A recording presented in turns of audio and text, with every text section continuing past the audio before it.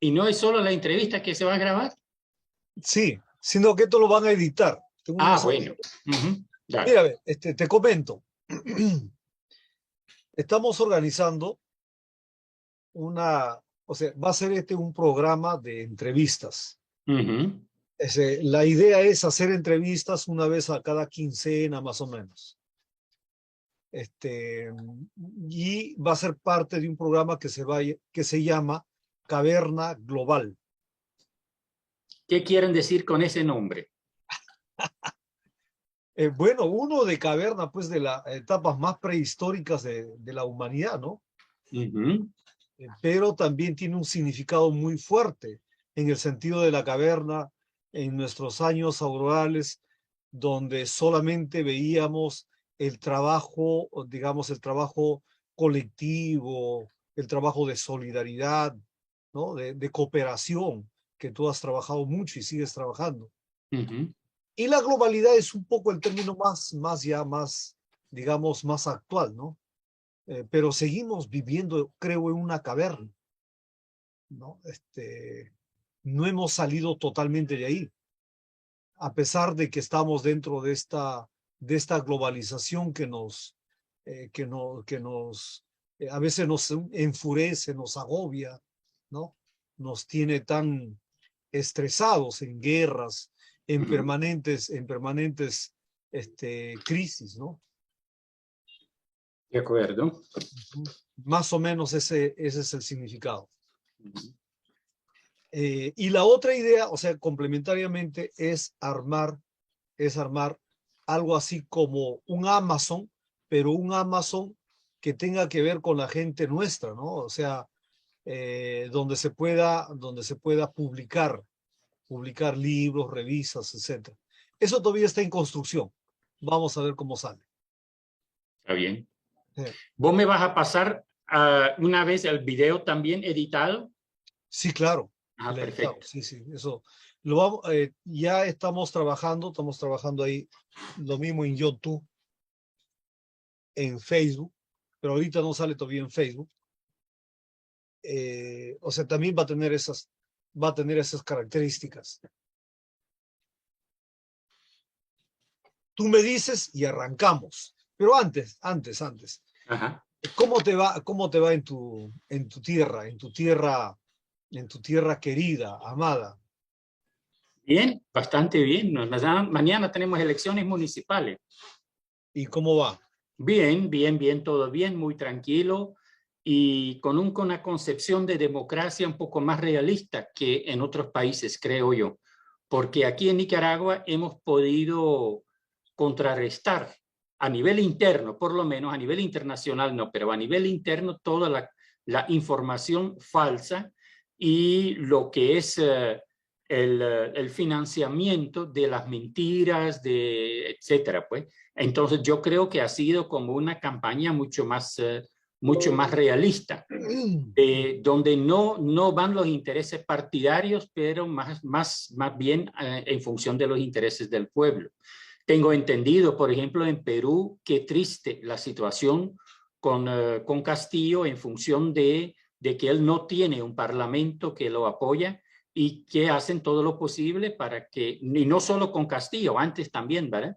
De hacer imposible una buena presidencia, aunque pueden haber buenas intenciones, pero no lo dejan trabajar. Tengo entendido esa parte y a mí me da mucha tristeza porque tampoco no solo es Perú, la misma situación, lo que pasó con Dilma en Brasil.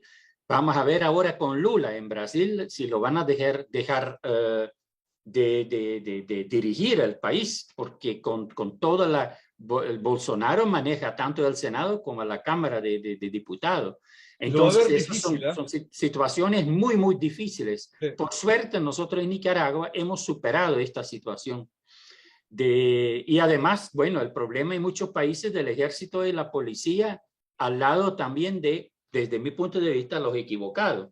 Mientras que aquí en Nicaragua el ejército y la policía es popular, es del pueblo. Nosotros aquí no tenemos ningún miedo de la policía, del ejército. Si yo voy para Honduras, El Salvador, Guatemala, bueno, calladito, cuando uno se encuentra con un militar para que no haya para que no haya problema. Aquí tranquilo, uno puede platicar, conversar con la policía, con el ejército prácticamente no hace nada militar. Pues la función del ejército aquí es social, de que cuando hay desastres, el huracán Ian hace poquito, entonces ahí el ejército está parado para ayudar a la gente. Entonces tenemos una situación un poco más cómoda, aunque a nivel internacional las mentiras son enormes, Francisco, enorme. Y esa es algo, una tristeza. Yo creo que es una debilidad de nuestro gobierno de que a nivel internacional eso no lo hemos logrado superar.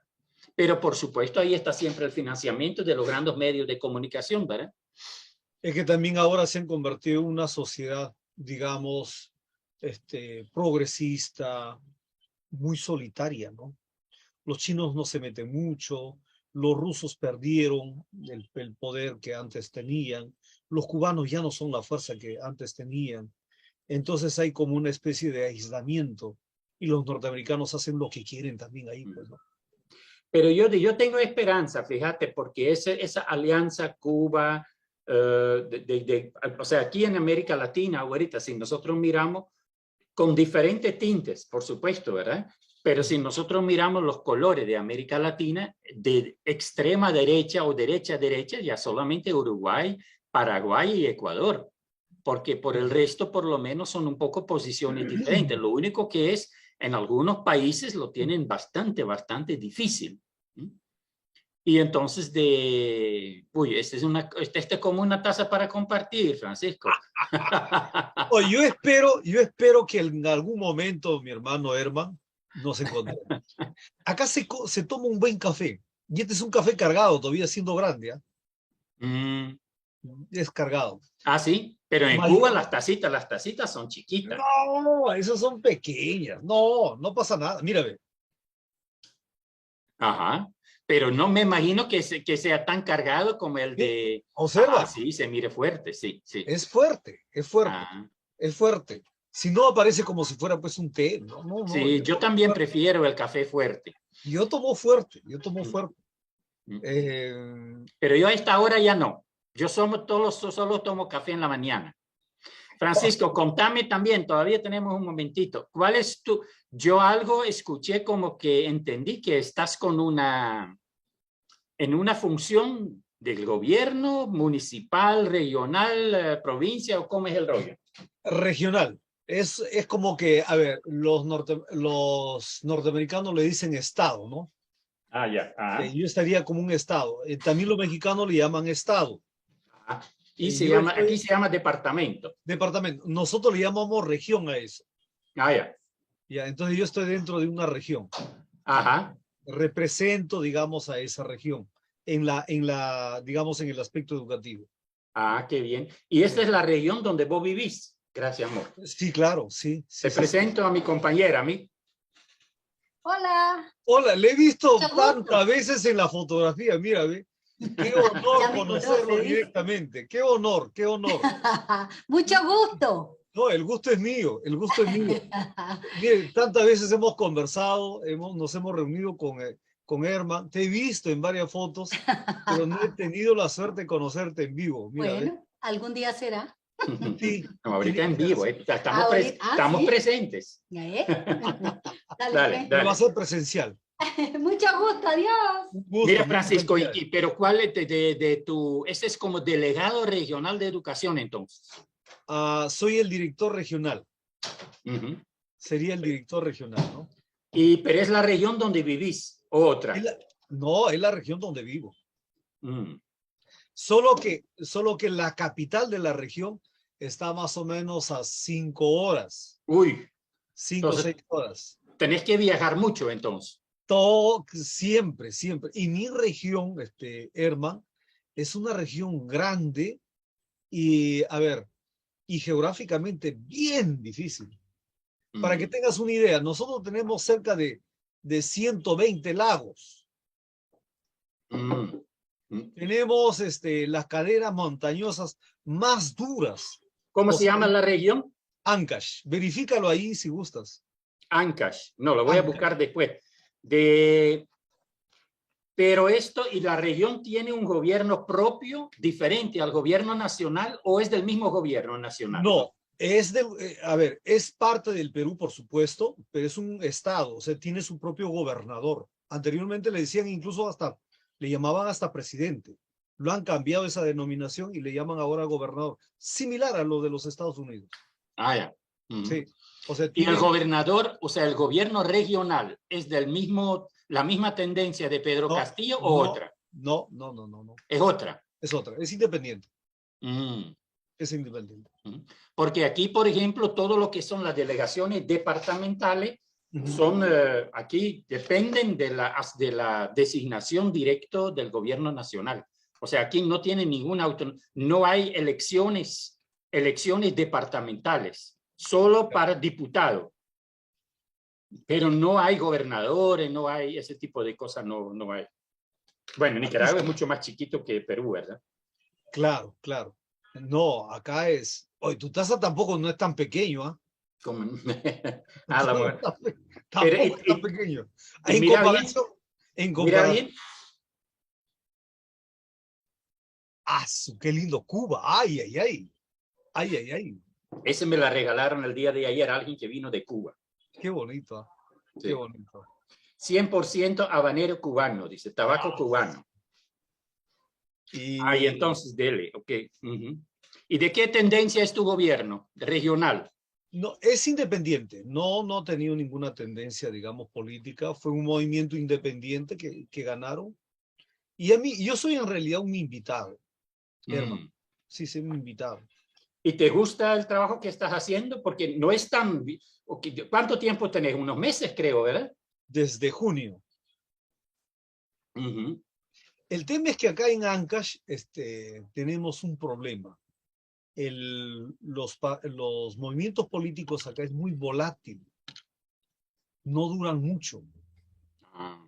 Hay mucha inestabilidad política en mi región. Mucha inestabilidad. Pero en Perú en general, ¿verdad? Creo.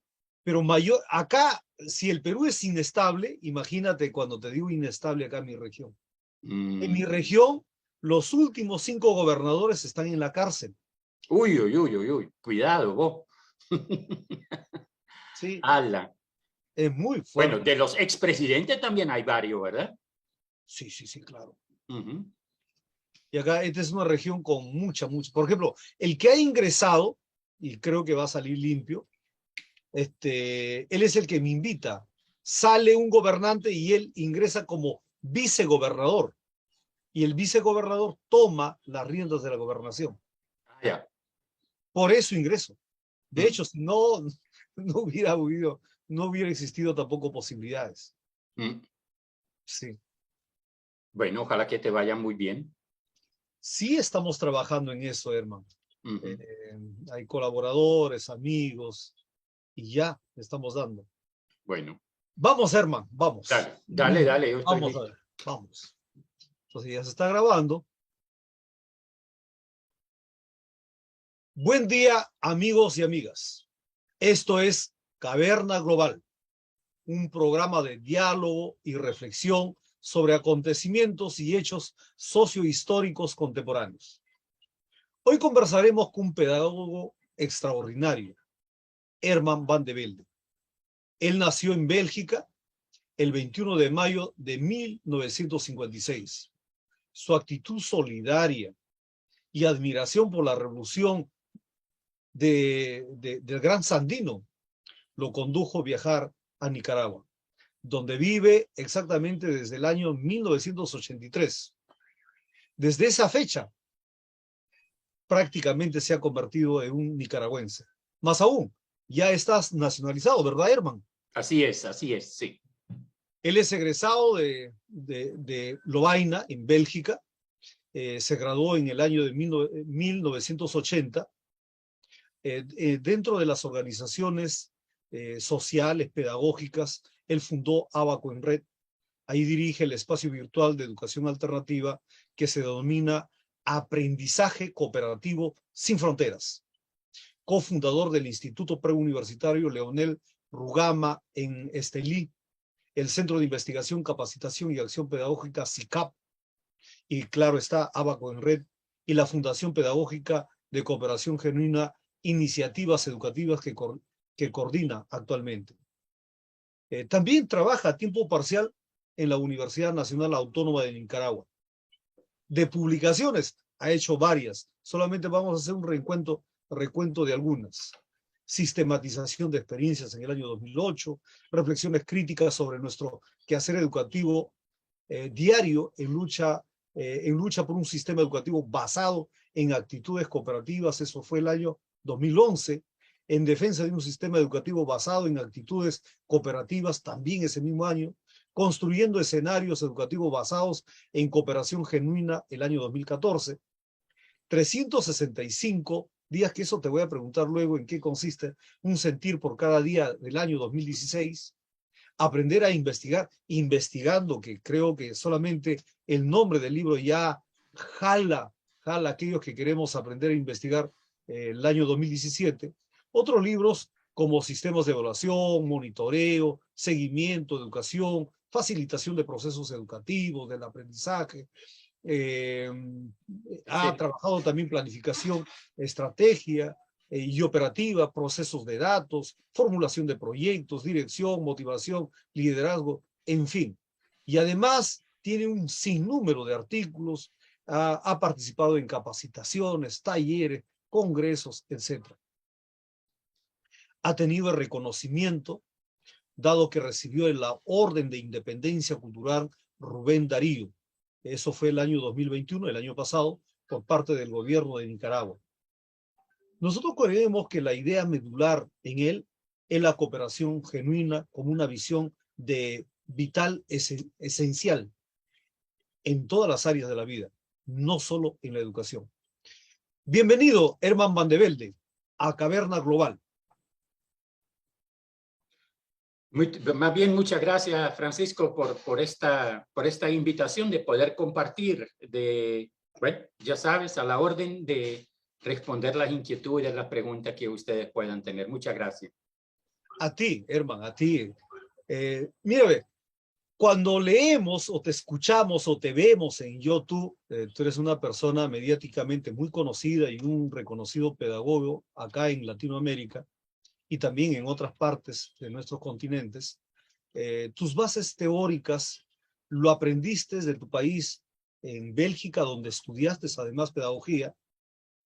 Lo aprendido allá te sirvió para actuar en nuevos saberes, contextos y prácticas pedagógicas en tu actual Nicaragua? Mire, yo como dijiste ahí, en 1980 yo salí de la universidad allá en Bélgica. Yo siempre digo que en esa primera etapa de mi estudio en la universidad, yo aprendí más fuera de la universidad que adentro, por la convivencia social con colegas estudiantes, que alquilamos juntos una casa, todo esto, una lucha también social. Al final, cuando vivía yo un poco fuera de la ciudad de Lovaina y que nos iban a quitar las casas, entonces tuvimos una lucha con mis vecinos, que más que todo eran ya personas mayores de edad, y entonces fue cosas muy, muy interesantes, además de todas las tareas académicas para terminar el estudio. Yo digo que realmente yo disfruté lo que aprendí en Bélgica, pero cuando yo cuando vine para Nicaragua en 1983, bueno, tenía 3 años de experiencia laboral en una escuela normal, la Escuela Normal de Malinas. Fue una experiencia muy bonita en esos 3 años porque como pedagogo muy joven, nosotros teníamos un director muy abierto para innovaciones. Además, allí la organización docente era que cada pedagogo era tutor y exclusivo para una sección de estudiantes normalistas a nivel de educación superior. Entonces también la relación con las y los estudiantes se hizo mucho y muy intensa, pero además la forma de trabajar, la evaluación y todo eso fue muy innovadora. Ahora, cuando yo vine a Nicaragua, vine a trabajar a la Escuela Normal de Estelí, aquí la misma ciudad donde yo vivo todavía después de 39 años. Esa experiencia en la escuela normal, por supuesto, en un contexto totalmente diferente, ya en un país donde se empezaba a sentir más bien la imposición de una guerra de parte de los Estados Unidos, la guerra contrarrevolucionaria. Entonces era un contexto totalmente diferente. Y yo puedo decir, independientemente de que, por supuesto, lo que yo aprendí en Lovaina y en Malinas me incidió en mí.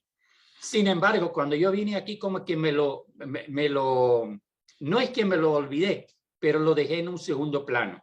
Porque todo este contexto tan nuevo aquí, donde yo vine, como en aquel tiempo se decía de que, bueno, como cooperante, más bien se decía en aquel tiempo internacionalista, a apoyar, porque yo vine a la Escuela Normal de Estelí invitado por el delegado regional de educación en aquel tiempo, y entonces, porque en la Escuela Normal no habían pedagogos aquí en Estelí, pero sí teníamos también otros internacionalistas cubanos pedagogos, y trabajábamos también con textos cubanos. Entonces, para mí, realmente, esta experiencia de empezar a compartir con mis estudiantes con textos escritos o traducidos desde contextos totalmente diferentes que el mío en Bélgica, para mí fue seguir aprendiendo. Y realmente yo creo que si a mí me preguntan, Francisco, ¿qué haces vos en Nicaragua, Germán? Yo les digo siempre que yo puedo contestar eso. Durante 39 años, lo que yo he hecho en Nicaragua lo puedo resumir en una sola palabra. Y esa palabra es aprender. Y sigo aprendiendo desde Nicaragua, desde Centroamérica, desde el contexto de nuestra América. Hoy en la mañana tuve una conversación, un diálogo con 50 personas de Argentina y otros países. Muy interesante, aprendí muchísimo. Entonces, seguimos aprendiendo con todos los encuentros que tenemos.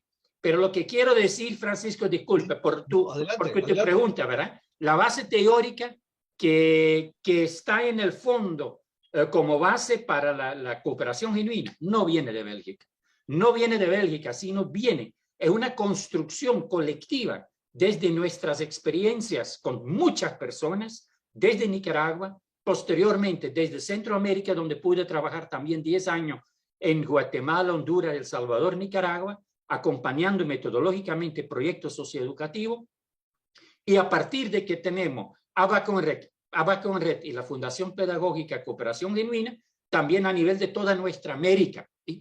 Entonces, de todos estos encuentros, todos esos procesos de formación que hemos podido organizar, gestionar y acompañar, nos han permitido, todas las experiencias prácticas en el Instituto Preuniversitario, en el SICAP, todo eso nos han permitido esa construcción colectiva que nos ha llevado a plantear a la cooperación genuina como visión vital esencial, como esencia para construir calidad de vida para todas y todos. ¿Tú dirías que es más fácil teorizar pedagógicamente desde América Latina o desde Europa? Porque tenemos más europeos y norteamericanos pedagogos que acá en América. Y sobre todo en acá, cuando hablamos de América Latina, ¿no? El asunto, lo que vos estás planteando, Francisco, es que hace tantos años tuvimos una independencia administrativa de nuestros países frente a la colonización. Esa independencia administrativa yo la llamo, o lo podemos llamar la descolonización en ese momento, como un momento dado para cada país. Sin embargo, un reto enorme es la decolonización que debe seguir todavía. Y gracias a ustedes, gracias a las personas de aquí, hemos también hemos descubierto, diría yo, de que la misma visión de la cooperación genuina que construimos desde nuestros contextos nuestroamericanos es una visión que no tiene raíces con el mundo capitalista, con el mundo europeo, el mundo gringo, canadiense, sino más bien tiene raíces propias justamente en nuestros pueblos originarios, y que por eso más bien esta construcción desde aquí, desde nuestro contexto, y cómo relacionar y enriquecerlo con estos saberes ancestrales es una tarea que se está dando, es un desafío, pero algo que todavía tenemos que seguir profundizando. Pero yo diría de que si hablamos de teorización, yo prefiero hablar desde, igual, ¿verdad? Como lo decía Paulo Freire, desde la educación popular,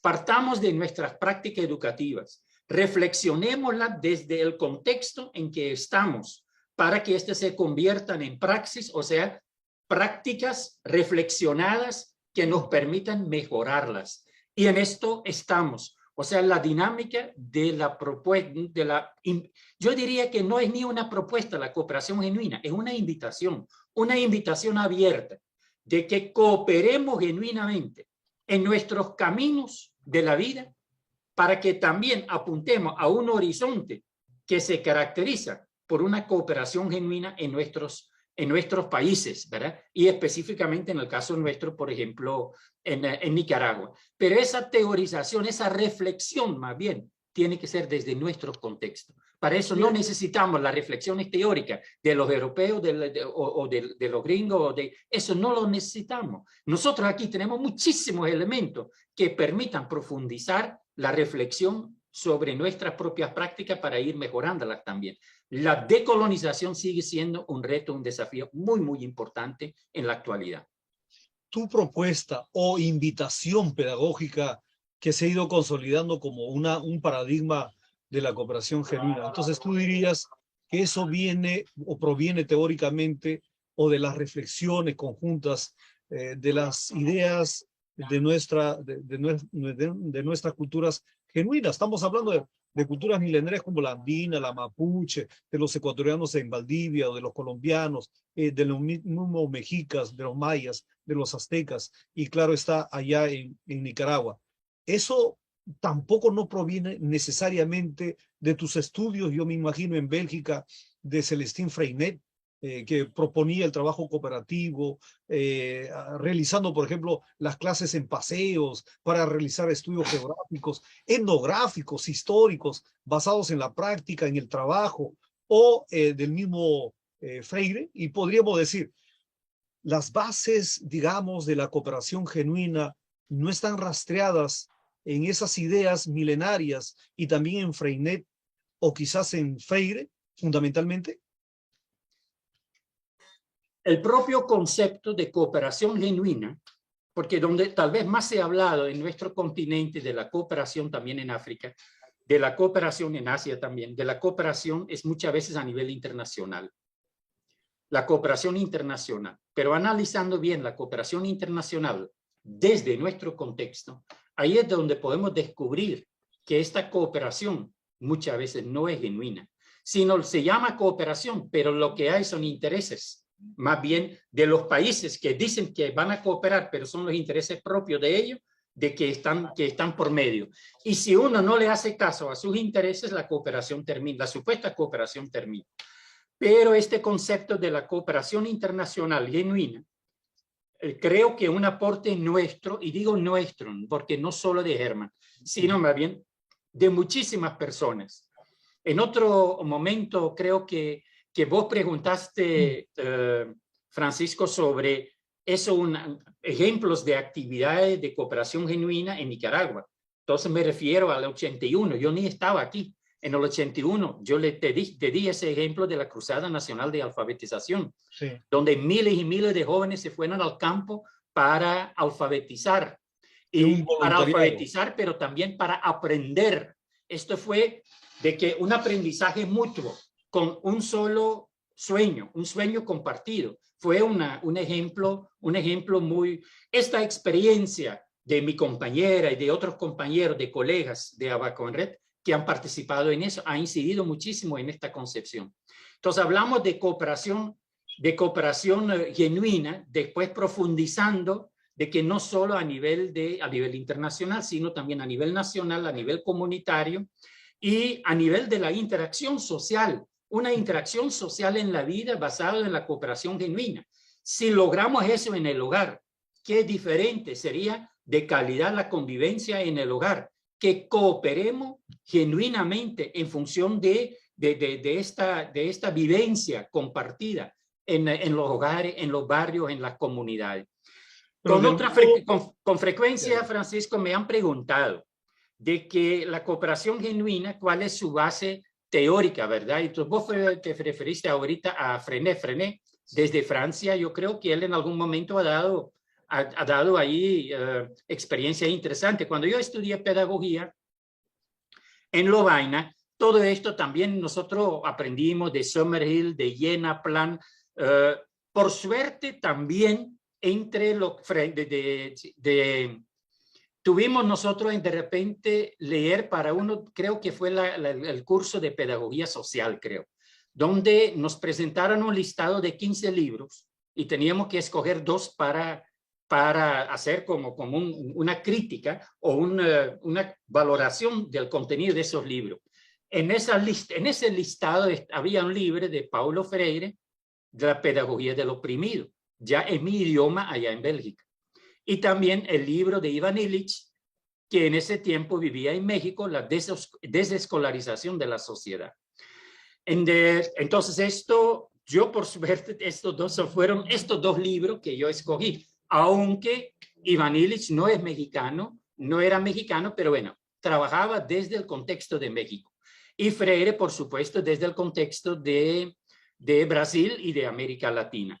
Creo que la lectura de esos libros sí a mí me puede haber influido en la decisión de venir para América Latina.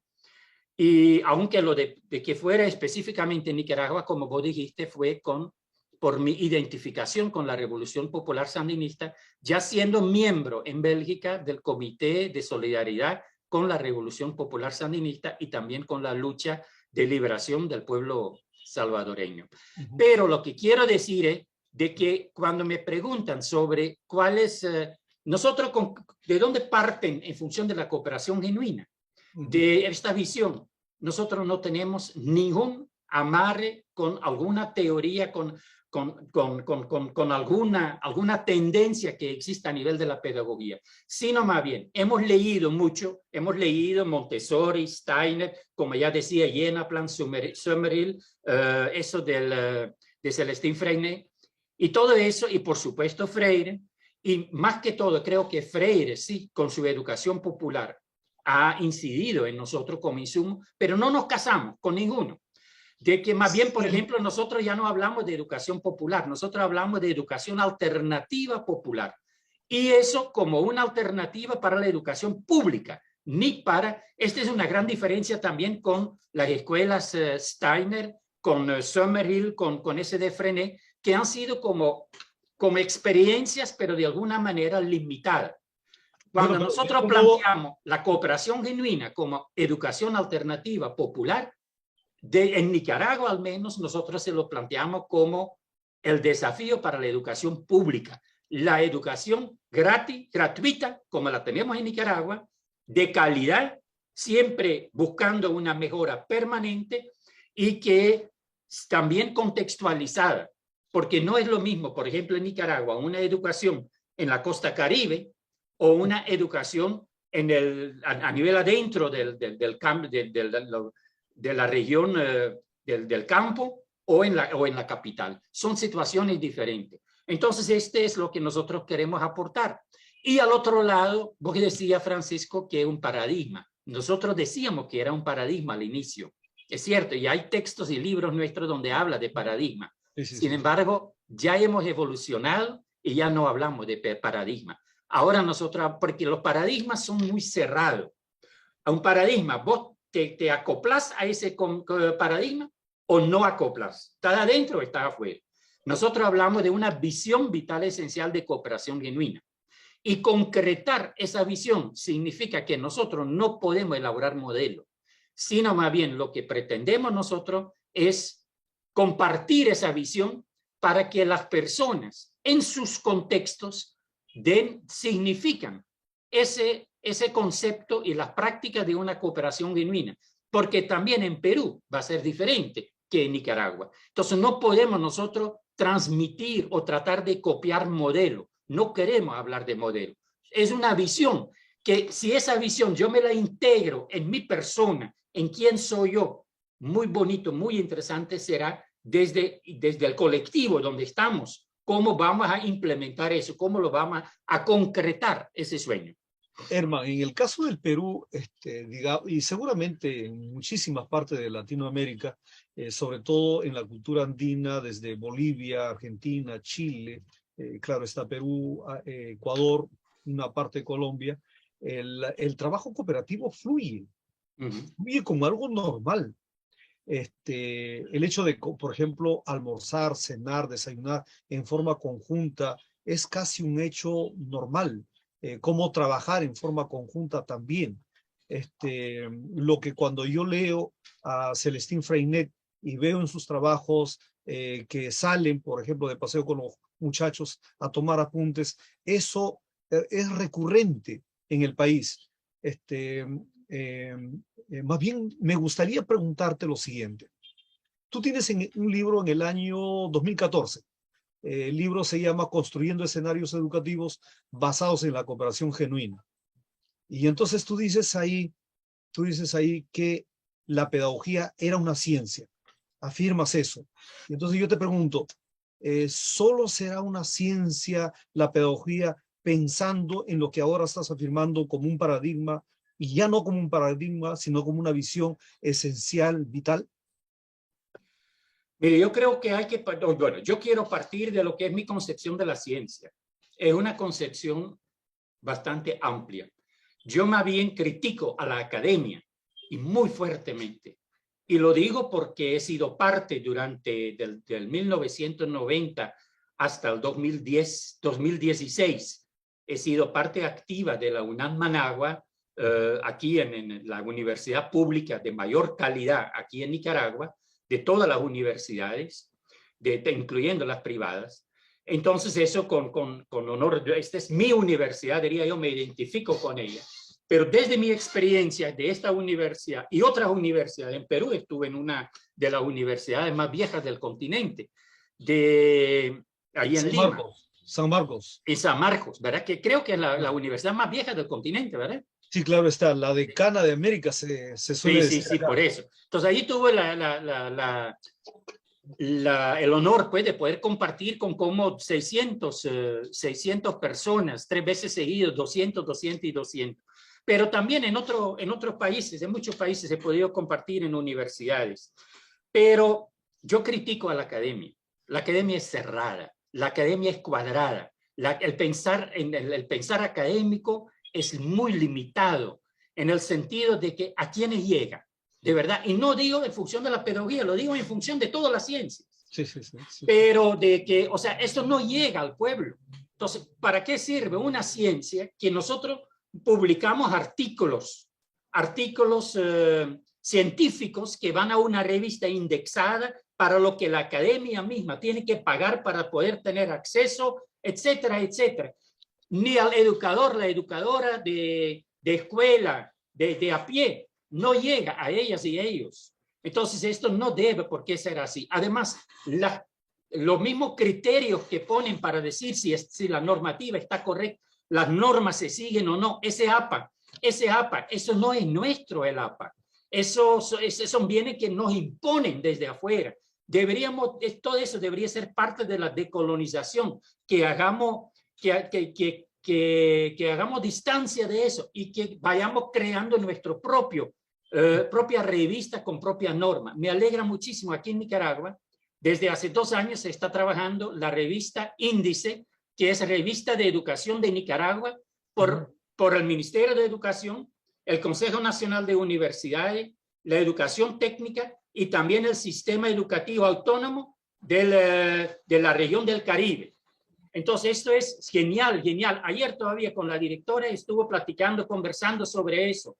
El gran reto para esa revista es de que, aunque sea también a nivel académico, que también sus artículos lleguen de verdad a lo que es el pueblo, lo que son educadoras, educadores, maestros, maestras, que esto en los encuentros pedagógicos mensuales que tienen los maestras y maestros, que allí esos artículos sirven para que de verdad reflexionemos sobre nuestras prácticas. Entonces yo decía, en este sentido, con esta concepción de ciencia, una ciencia popular, entonces de que aquí la pedagogía no es menos ciencia que la química, que la física, que la matemática, que lo que sea. Nosotros, o sea, la pedagogía, la psicología, el trabajo social, yo defiendo que el trabajo social se considera de verdad como una ciencia también.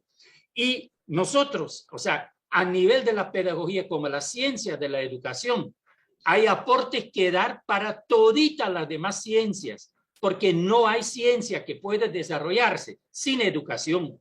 Entonces, la educación es esencia en ese sentido para la vida en toda la área. Por eso mismo, nosotros ya no queremos hablar, Francisco, de una cooperación genuina de cara a la educación nada más. Es la visión de la cooperación genuina ante la vida. Y eso corresponde también a una pedagogía de como ciencia. Ahora, nosotros aplicamos permíteme dos cositas. Sí, sí, sí. Nosotros Adelante. hablamos de una pedagogía, la relación directa de la cooperación genuina con una pedagogía de ser siendo. O sea, donde el ser, tanto como persona como comunidad, está en el centro. De que no tanto en el centro, el ser siendo, digo persona, comunidad y naturaleza, ¿verdad? Porque también la naturaleza es, la tierra es. Por eso decimos ser siendo, pero no solo como persona, como humano, sino mucho más amplio, como comunidad y como seres vivos, como este territorio nuestro que se llama la tierra. Y al otro lado, una pedagogía de la significación. Y queremos ser coherentes con eso. Por eso decimos que no podemos hablar del modelo de la cooperación genuina, sino tenemos que hablar de una visión, para que esta visión se construya su significado contextualizado según el territorio donde estamos, porque esto puede variar. La pedagogía de la significación nos lleva a respetar y estar consciente que todo el mundo significa los hechos, lo que vive, las experiencias, y que si yo le doy significado a esta entrevista, vos también lo vas a hacer, Francisco, y otras personas que después escuchan o miran esta entrevista también le van a dar su significado, y estos significados van a ser diversos, es una diversidad, y esa diversidad la tenemos que aprender a disfrutar. Eso es muy importante, escuchar para comprender la diversidad que hay y disfrutar esa diversidad para poder comprender y descubrirnos como personas, como comunidad, como tierra. Y a partir de ahí vamos a poder compartirnos, que no solo compartir palabras, contenido, no, compartirnos como identidades ecopersociales. Y esto nos va a permitir también de compartirnos en ese sentido. De eso vamos a hablar. De eso vamos a hablar. Pero has dicho tú, unos minutos antes decías que yo he aprendido más fuera de la universidad. Punto uno. Que he aprendido más, ¿verdad? Fuera. Sí. Y dos, has dicho con mucha claridad que debe haber una relación entre el hombre, nuestra vida social o comunitaria y la tierra. Y otro tema que me acoge y que no lo has dicho, pero sin embargo, de acuerdo a la lectura que he tenido sobre tu trabajo, hablas de una pedagogía del sueño y ahora lo has dicho además, la pedagogía de la significación. ¿Dirías tú que estamos ingresando en una etapa, no la de Illich, claro está, el que quería desescolarizar totalmente, porque al final de cuentas la escuela pública de la que alguna vez nosotros organizamos con un amigo en común y organizamos a nivel internacional para defender la educación pública? La pregunta sería, ¿estamos ante ante una transformación de la currícula donde el saber no solamente puede estar en la escuela, sino que esta tiene que estar explorada en la cultura, y la cultura se encuentra justamente en la sociedad, pero también en la tierra, que es un mundo vivo, al cual nosotros lo hemos convertido solamente en un objeto? Eso implicaría que tengamos 50%, por lo menos 50% en la escuela nuestros estudiantes y otros 50% aprendiendo de la sociedad en comunidad y nuestra territorialidad. No me atrevo a poner porcentaje porque yo creo que 50% en la escuela es mucho. Yo creo que más bien tenemos que estar conscientes, quienes trabajamos y defendemos la educación pública, la escuela pública, y yo soy uno de ellos, porque yo creo que si hablamos de inclusión a nivel educativo, el papel de la educación pública es muy, muy importante y debe ser gratuita y de calidad. Pero tenemos que estar conscientes que el aprender es en la vida. Y la vida no solo es la escuela. La escuela es parte de la vida. Pero tanto aprendemos, tanto en el hogar, en el vecindario, en el barrio, la comunidad, en todo lo que vamos, todo lo que pasa en nuestra vida es parte de nuestro aprendizaje integral en función de cómo nosotros nos vamos formando como personas. Yo critico muchísimo que a veces aparece allí de que la educación es en casa y la enseñanza en la escuela. No es cierto eso, esa es mentira, este es un engaño. De que tanto aprendemos nosotros en la escuela como en la casa, como en la calle, en todos los lados aprendemos. La escuela puede ser un lugar, un espacio de encuentro donde sistematizamos lo que vamos aprendiendo, pero el origen debería ser la vida comunitaria, creo yo. Y en este sentido, por ejemplo, a mí me gustó mucho de poder leer el nuevo marco curricular desde México, que por el momento es teoría, ¿verdad? Porque igual ni el pilotaje que querían hacer lo pueden hacer. Ahí hay otros problemas alrededor de eso. Pero sí, la intención de eso me llamó mucho la atención.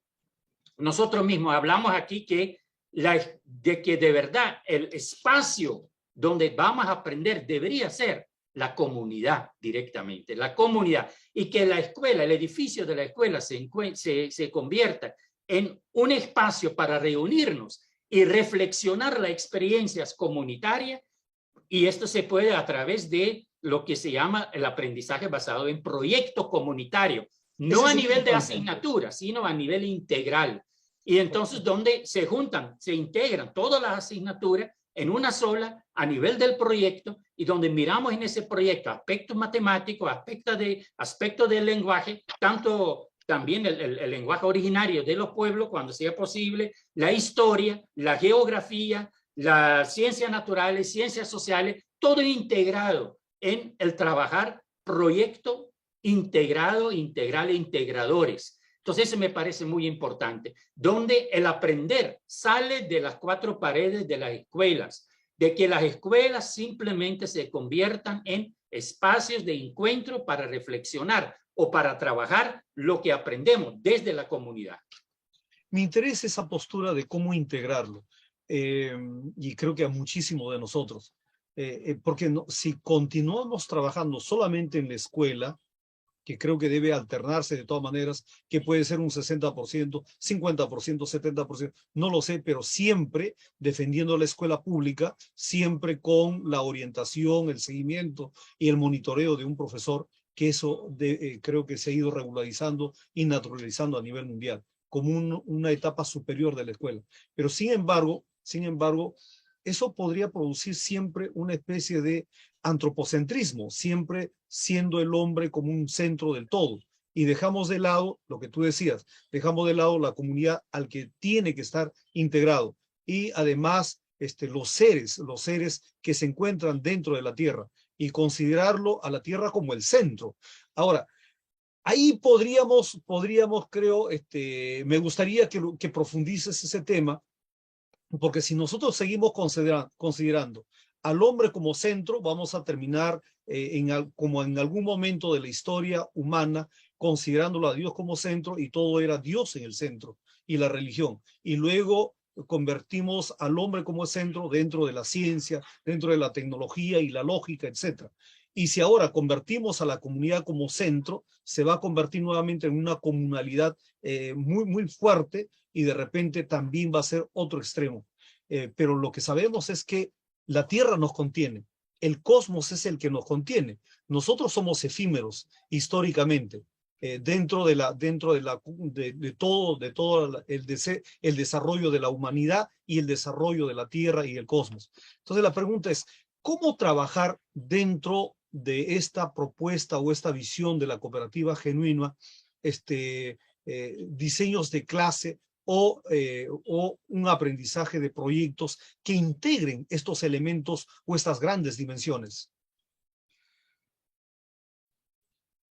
Muy importante en esta visión de la cooperación genuina es que no se trata aquí simplemente de, por ejemplo, técnicas de aprendizaje cooperativo. De eso existen libros y dinámica, un montón.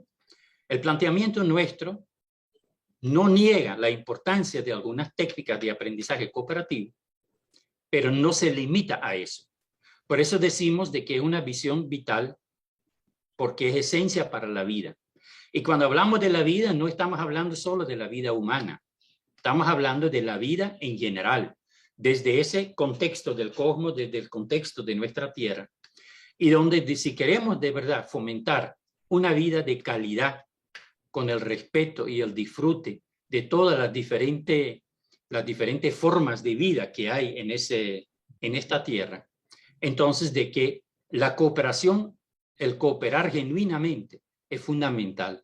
Ese cooperar genuinamente tiene que ver con si yo voy pasando en la calle y por ahí hay árboles que de repente tienen flores, o de que no arranque las flores, que no dañe el árbol, sino de que también el respeto vaya hacia todas las formas de vida en la tierra y hacia la propia tierra. Entonces esto también tiene consecuencias en función de la minería y todos esos elementos. Entonces yo creo que sí, Francisco, esto es muy importante. Ahora, no es que queremos poner la comunidad como un extremo solo la comunidad, porque hay diferentes formas de comunidad. Hay que significar también lo que significa comunidad. Pero yo me refiero, o a veces a mí me gusta también para la palabra territorio, pero territorio no como espacio geográfico, sino territorio en su sentido, el concepto que se le da en su sentido integral. El territorio que también, en su concepción, donde también integra la vida económica, la vida política, la interacción social que existe en ese territorio, el respeto por la vida en ese territorio, etcétera. Pero entonces, ¿por qué como punto de partida de eso? Porque este es el escenario en que vivimos. El escenario en que vivimos debe ser el punto de partida para nuestro aprendizaje. Y necesitamos, por supuesto, la escuela, y específicamente la escuela pública. Yo también la defiendo, de que la escuela pública, para que desde las experiencias en ese territorio, en esa comunidad donde vivimos, donde convivimos, cómo podemos aprovechar a través de proyectos que responden, yo diría, prefiero no para solucionar problemas, sino más bien para concretar sueños. Por eso, una de las cosas que criticamos es que demasiado se habla, hasta la investigación académica se dice que hay que partir, primero hay que identificar el problema. Nunca dicen que hay que identificar un sueño, pero qué rico soñar y de ese inédito, sensible que es un sueño, convertirlo en un inédito viable, tal como lo dice Paulo Freire, y después concretar también ese inédito viable, de que concretar ese sueño dentro del territorio donde nosotros vivimos. Y así vamos relacionando directamente el aprender con también el desarrollo de nuestro territorio, el desarrollo de nuestra comunidad. Esa es la razón que la comunidad, desde mi punto de vista, el territorio debe ser el punto de partida, porque ahí es donde nosotros tenemos nuestras vivencias. Eso me parece interesante, porque cuando ya hablamos de sueños, estamos saliéndonos digamos, de las fases de la lógica, estamos saliendo de las fases mismas de la fenomenología, de lo que observamos como para la ciencia. Entonces, ya estaríamos ingresando a ese mundo subjetivo al cual nosotros siempre lo hemos augurado, o por lo menos la ciencia lo ha augurado. Y entonces estamos ingresando a la espiritualidad. Más o menos en el año 2005 y hasta algún tiempo, tú hablabas de eco social humanista, pero últimamente siempre te he escuchado subrayar la idea de eco per social. La pregunta que te hago ahora que estamos hablando de espiritualidad, ¿dónde queda ese afán, esa dimensión espiritual del cual la comunidad vive, del cual el hombre vive y del cual la naturaleza es parte vital de eso? Yo creo que no hay humanidad que no haya tenido espiritualidad, y creo que tampoco habría una pedagogía sin espiritualidad. Los dos conceptos están muy relacionados, porque dice ecosocial, punto, humanista. Entonces ahí tenemos tres componentes que se juntan en un solo concepto: lo humano, que no lo podemos dejar a un lado, porque todo lo que pasa en mi vida pasa por mi cerebro. Entonces, lo humano, desde mi ser como humano, juega un papel.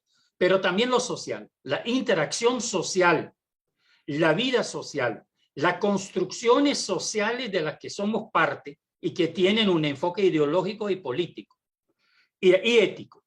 Y además también la parte ética, política, ideológica que tiene que ver con lo la ecología, la parte de lo que hablábamos de la tierra, de la naturaleza y todo eso, del contexto, de esta parte del territorio donde estamos. Entonces, la combinación de esos tres elementos como un solo, en esta visión de la cooperación genuina. Y al otro lado hablamos nosotros de identidad ecopersocial. Ahí están los mismos tres elementos. Lo personal, las características personales que también definan en parte mi identidad, la interacción social histórica en mi vida. Yo soy el Germán que está aquí gracias a tantas personas en mi vida, empezando con cuando me nacieron en una familia, en un hogar, ya a partir de ahí esa interacción social y hasta incluyendo todas las interacciones sociales actuales también definen en parte la identidad de Germán. Y también la parte ecológica, la parte del territorio, la parte del contexto, en el sentido de que yo decidí venirme para Nicaragua. Si me hubiera ido a Perú en otro contexto, en este momento el Germán en el 2022 sería otro. Después de 39 años en Perú, ahora 39 años en Nicaragua. Entonces, en este sentido, no es que sería mejor o peor, ¿verdad? No se trata, sería diferente. Entonces, estos son los tres elementos que nosotros consideramos que siempre se tiene que tomar en cuenta. Los dos conceptos, Francisco, y también lo quiero enfatizar, no es un invento de Germán, no es un invento del equipito chiquito nuestro de Abaconreto de la Fundación, es una construcción colectiva también, con aportes de muchas otras personas a través de talleres, a través de encuentros, donde hemos ido visualizando eso. Y sigue una dinámica de siempre. Nosotros estamos abiertos siempre a nuevos aportes. Hoy en el encuentro con la gente de Argentina y otros países, escuché un aporte, no me acuerdo ahorita, era un diálogo con otro apellido, pero ahí lo tengo anotado, que seguro que lo voy a seguir investigando. Aprendí de eso. Entonces, me parece genial. Entonces, esto de la identidad ecopersocial es a nivel de persona, pero también a nivel de comunidad. Entonces, por eso, a nivel de comunidad, a lo mejor tenemos que hablar de ecosocial humanista. A nivel de persona, podemos hablar de ecopersocial.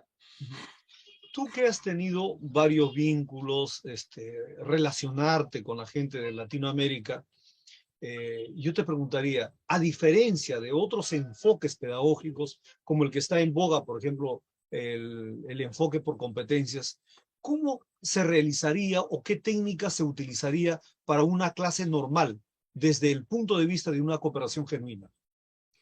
Yo creo que lo más importante aquí es de que cooperando genuinamente desde nuestros contextos, esto implica necesariamente un enfoque decolonizador, porque diste un ejemplo específicamente de colonización muy fuerte en la actualidad desde hace unos años, cuando no lo que nos quisieron, sino nos obligaron a retomar una educación basada en competencias, donde dicen que las competencias no es lo mismo que competir, quisieran otra cosa. Algo que por ahí tengo un artículo en la biblioteca virtual de Abaconred, donde enfatizo en el enfoque ideológico de una educación basada en competencias. Y no solo yo, también hay otras personas desde Colombia, por ejemplo, donde han hecho esas reflexiones, y de otros países, de que la educación basada en competencias, esto nos lo han impuesto a nivel de todos los países del mundo, porque en algún momento consideraron dentro del sistema capitalista de Europa y de Estados Unidos que esto era lo más importante de cara a la preparación para el mundo laboral, porque se tenían que tener esas competencias. Después le han querido dar otros enfoques, pero en realidad es lo mismo. Antes se hablaba una educación basada en objetivos, una educación basada en resultados, y ahora es basada en competencia. Y yo digo que la misma M es. ¿Por qué digo que es la misma M? Porque siempre se trata de los productos. Cuando hablamos de cooperación genuina, este es un enfoque hacia el proceso, sin negar también el producto, pero desde la conciencia que un producto de calidad solamente es posible gracias a un proceso de calidad. Y solo valorando el producto en sí, no podemos decir, y siempre doy el ejemplo, de una niña o un niño que de repente tiene, como nosotros aquí en Nicaragua tenemos una escala de 100 para las calificaciones que no deberían ni existir. Pero bueno, esta es otra discusión. Pero digamos de que un niño llega a 75. Eso en sí no dice nada.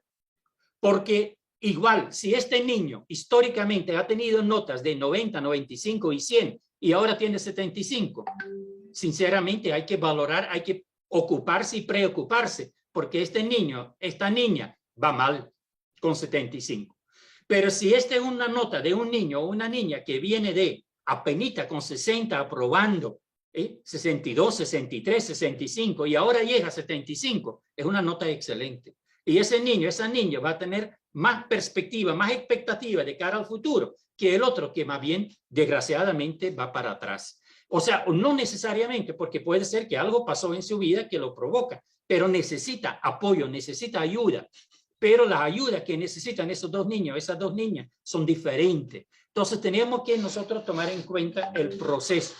Cuando vos hablabas también de la espiritualidad, Francisco, yo creo que nosotros integramos esa parte también de, no con esa palabra, sino con la objetividad subjetiva. O sea, la subjetividad, y esto también lo critico yo a la academia, donde dicen hay que ser objetivo. No, hombre, no tenemos que ser objetivo. Ser objetivo es negar que la subjetividad es parte de la realidad que vivimos. Y si queremos investigar esa realidad, tenemos que integrar allí la subjetividad. Subjetividad no quiere decir amiguismo. Amiguismo, esta es corrupción. Pero la subjetividad es parte de toda realidad, también de la investigación supuestamente científica. Porque hay otra mentira que nos han querido imponer, que la ciencia se hace solo con el método científico. Es mentira. Hay muchos métodos científicos, hay una metodología científica que se caracteriza por algunos elementos, pero que también no es porque tenemos limitaciones en nuestro país y que no podemos nosotros hacer ciencia. Claro que sí. Limitaciones hay por todo lado, financieras, de contextos, de apoyo, bueno, lo que sea. ¿Sí? Pero estos son elementos de que tenemos que abrirnos e integrar esa subjetividad dentro de nuestro quehacer educativo. Este es lo más correcto. Sí, creo que lo cierto es que Monte Albán, los recursos de arqueología que se han descubierto allá en México, o lo de Machu Picchu, Chan Chan, Chavín, acá en el Perú, Tiahuanaco por México, son una muestra palpable de no solamente hacer ciencia, sino además hacer espiritualidad en equilibrio con la naturaleza y la tierra, en la astronomía, por ejemplo, ¿no? O sea, no es que la astronomía sea una ciencia dura y exacta, sino que nuestros antiguos hicieron que las ciencias de la astronomía estén correlacionadas con la espiritualidad y el mundo que lo entendemos como cosmos. Por favor, Herman, posibilítanos un mensaje a los maestros y maestras de nuestro continente como verdaderos ciudadanos universales. Más bien este mensaje sería esta invitación, Francisco, en el sentido de que apuntemos en nuestras prácticas educativas, en nuestras prácticas vivenciales a la cooperación genuina, cooperando genuinamente donde podamos y donde no podamos reflexionemos por qué, cuáles son las limitaciones, cuáles son las condiciones, como se decía hoy en la mañana, desfavorables y condiciones favorables, para que fortalezcamos lo que es favorable y que también busquemos cómo superar lo que no es desfavorable y que vamos a disfrutar mucho más nuestro trabajo educativo, nuestro trabajo en función de una convivencia sana a nivel del territorio, de que tratemos de concretar ese sueño de una manera creativa y original, cooperando genuinamente como camino, pero también apuntando a esa sociedad, a una sociedad que tanto a nivel muy territorial, como a nivel de país, como a nivel de nuestra América, como a nivel mundial, una sociedad que se caracterice de verdad también por esa cooperación genuina. Así que sea de verdad como camino y como horizonte, porque esto nos va a permitir disfrutar mucho más también de la vida.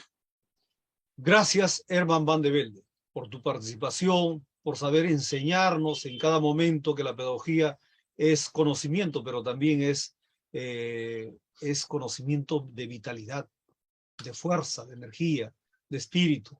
Ha sido un diálogo con un hombre que ha convertido la vida en un verdadero pedagogo y educador. Pocas veces se ha visto en un tramo de ideas acá en Latinoamérica bien organizados.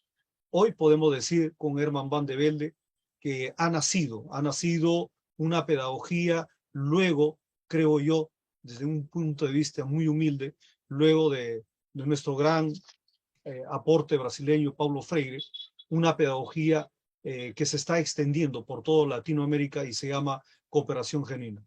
Muchas gracias desde Caverna Global y con ustedes será hasta una próxima entrevista. Muy amable, Héctor Van de Velde. Muchas gracias, Francisco.